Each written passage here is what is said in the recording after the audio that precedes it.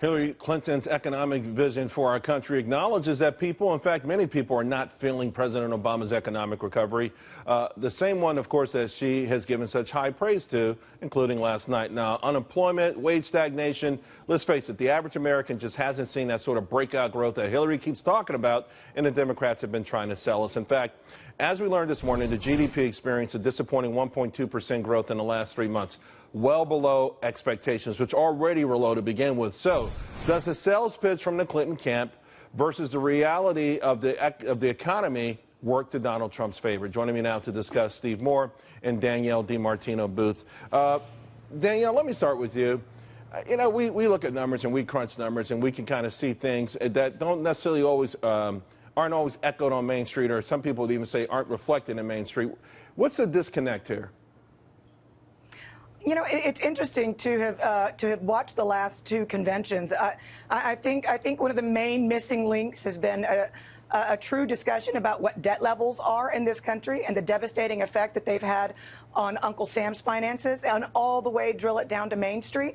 And you know, if there's one observation I would make coming out of last night's speech, it's that I think Hillary Clinton might have been an economist in her last life, because she did a really good job of saying, on one hand and on the other hand, there is absolutely no way over the last 4 quarters the economy has only grown at 1.2%. The first half of this year, that rate has slowed to a 1% rate. There is no way to say with a straight face that the last 8 years have been good for this economy. And yet, Steve, she's making a lot of promises to people, including coming out the gate with another stimulus package, free college for folks. And she's actually saying, hey, we're going to get a lot of things done. It's going to cost a lot of money, but we're going to get it from taxing the rich and big business. And what worries me, she keeps talking about corporate profits. I ultimately believe for a long time that progressives want the right, or want the American people to give them their ability to take money right off of corporate balance sheets. Well, that's right. And by the way, in that little clip that you showed of Hillary, did she really say that she wants to help coal countries? Yeah, she did. One of the most lunatic things I've ever seen. This is a president who spent literally tens of thousands of coal miners out of business, and Hillary's going to finish the job with her radical green agenda. I think the problem for Hillary is she did try to thread this needle, and I don't know if she did it so well, where on the one hand she's saying, you look at all the wonderful things we've done over the last 8 years, but then we have huge problems, income inequality, the wages haven't risen, that we've got huge debt levels and so on.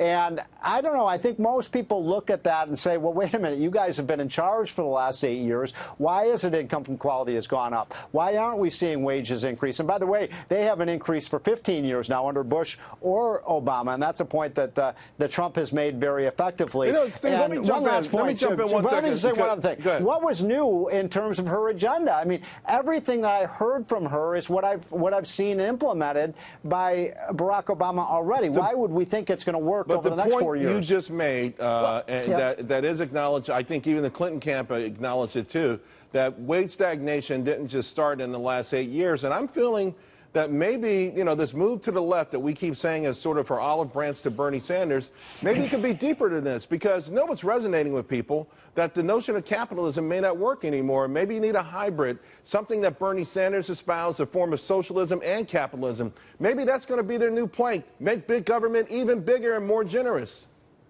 I think that plays on college campuses, but I'm not so sure with the average American. Look, I just think we have capitalism in our DNA. I respect the American voters. I don't think they want to swerve to that part of the left and want America to be like Venezuela or France. You know, Danielle, here's the thing, too. It feels like we've got two economies, right? Because consumer spending surged up 4%. That's actually huge. But, and Steve always brings this up, businesses, they're just simply not putting any money into this economy. I mean, how, is it just that they're not going to do it as long as Barack Obama's in office? Look, there are a lot of great economists out there. I promise you that corporate America's got a few on their own bankrolls, and they can actually look at the data and see that real disposable income, adjusted for inflation, has grown by 1.2%, and that it's ratcheted downwards for 4 straight quarters, and that consumer spending has been running 3 percentage points above that. Yep.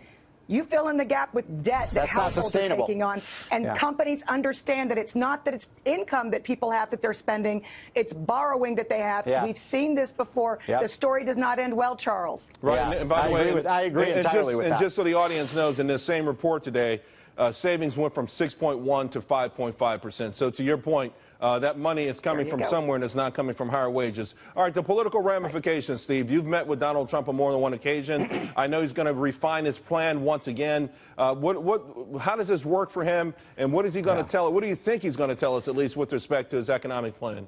Well, first of all, I mean, with the economy growing at just 1% over the last 9 months, I think it's just really, really difficult for Hillary to sustain this message that we're going to do for 4 years what we've done over the last 8 years. I just don't think it works for her. She's going to have to go to a plan B, or she's going to lose big time, I think, because the American people, and I agree, I think the problem is the consumers have been the one entity that have really kept this economy above water. I think, Charles, as I look at the business numbers, I look at business spending, I look at corporate profits, I look at, business expectations, they're all down. I think we're in a kind of mild business recession right now already. I don't know if you agree with that, but I think things are really soft for business right now. I kind of just think they're biding their time. I mean, they're sitting on $2 trillion, and I think they're just kind of waiting. That's true.